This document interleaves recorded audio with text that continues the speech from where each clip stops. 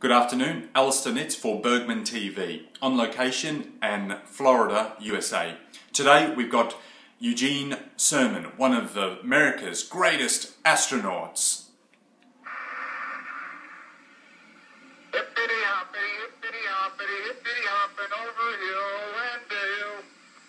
Da da da da da da da da da da da.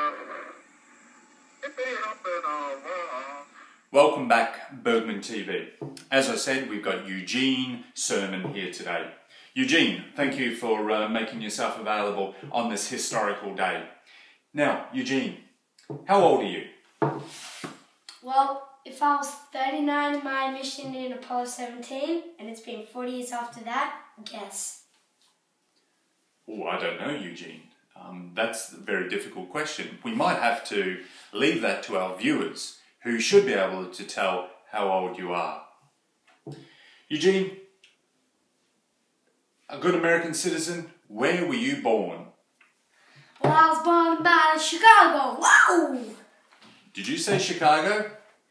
Ah, the land of the Chicago Bulls. So, Eugene, as I said earlier in my introduction, you are one of America's greatest. Eugene, how many times have you been in space? Well, I've been in space 3 times in Gemini 9, Apollo 10, and Apollo 17. And did you have a nickname while you were on your 3 journeys in space? Yes, I did. It was Gene instead of Eugene. So, Gene, can I call you Gene? Yeah. Thank you. So, Eugene, or Gene, what were your jobs on your 3 different missions?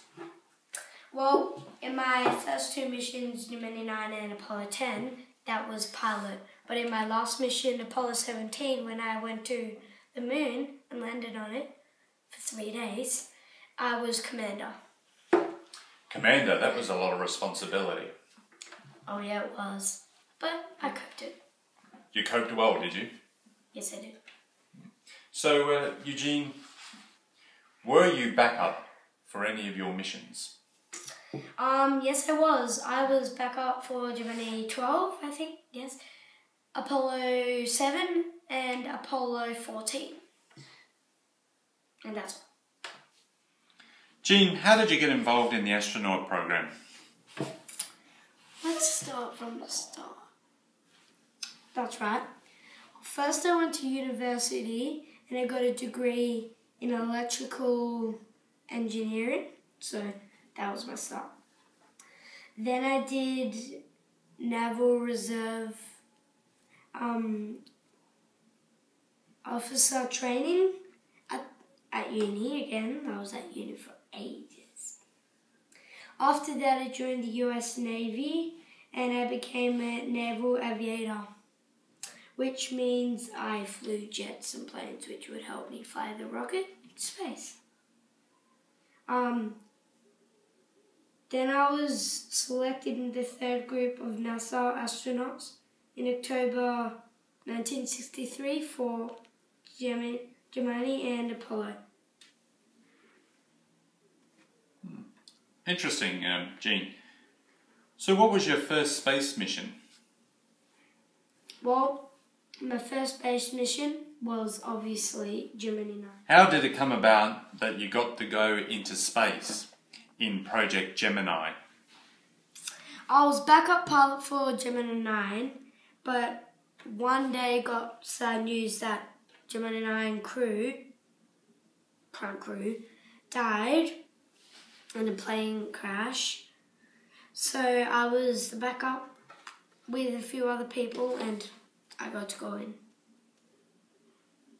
Gene, we saw the images of you on the moon earlier. Can you tell us, what was it like? Well, it felt like awesome because you could see oceans and continents and the sun rise on one side of the earth and set on the other at the same instant. It was so magnificently amazing. That's what I say. Gene, thanks. But before we head back to the studio in Canberra, Australia, could you tell us, what have you been doing since you stopped being an astronaut? Well, I retired in 1976, both from the Navy and NASA. Then in 1999 I was bored and I wanted to do something amazing. Well, not amazing, but fun. So I wrote a book about the last man on the moon, me, with Don Davis, in which I talked about my career with NASA and being on the moon in Apollo 17.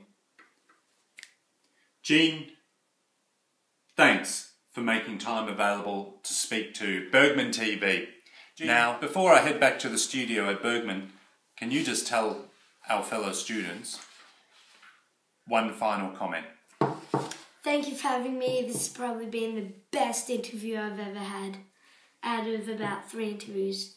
I really enjoy this. Hope you like my video.